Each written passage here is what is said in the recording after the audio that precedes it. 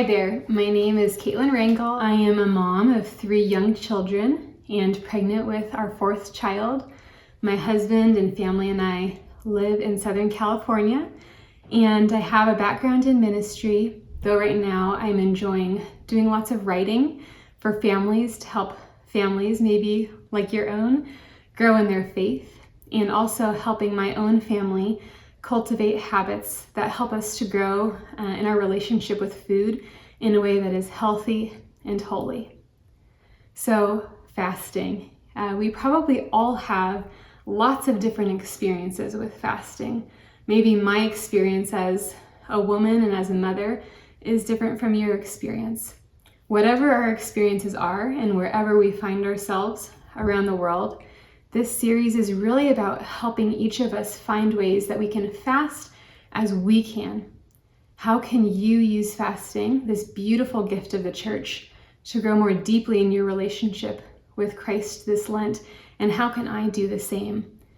So you may have heard it said that fasting does for the soul what food does for the body. Fasting is this gift that expands us and increases virtue within us. It's a beautiful habit to incorporate into our lives. But how do we do so? You know, some folks do intermittent fasting, and maybe they just started that for health reasons.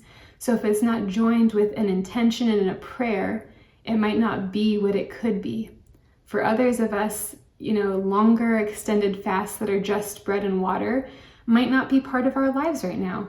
Maybe for mental or physical or spiritual reasons, it's not something that we are prepared to take up. So how can each of us fast as we can this Lent? Something I'd like to suggest is the importance of the intentionality behind it.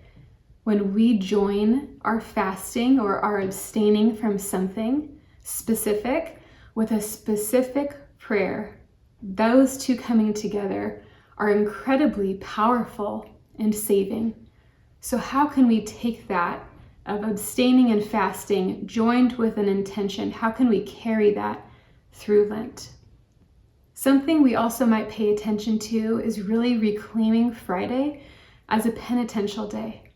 So every Friday, turning our minds and our hearts and our bodies toward the cross, toward Jesus who suffered and died for us. And how can we use fasting or abstaining from food with different practices of prayer and service to really deeply enter into that mystery and into that gift. Perhaps you are taking on a more extended fast.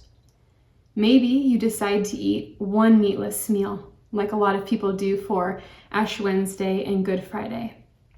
Or maybe you're also abstaining from the other food you've chosen to abstain from, and then you bring in other practices of prayer. So maybe you go to Mass, or do Stations of the Cross with your family. You say the sorrowful mysteries of the Rosary. Perhaps you say evening prayer with your family. You could also bring in some elements of service. You might see if your church's food bank has volunteer opportunities, or another food bank in the area has opportunities for you to serve.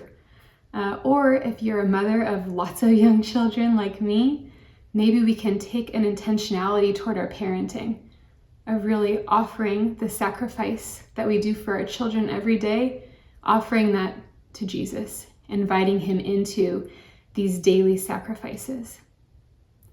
So whatever it looks like for you during this series and this Lent to fast, we invite you more deeply into this mystery. We invite you to ask God to lead you into what he desires for this to look like for you, and that we regain a sort of intentionality with how we fast. So along with Chalice, we look forward to seeing what God does within you and through you by diving more deeply into this beautiful gift of fasting.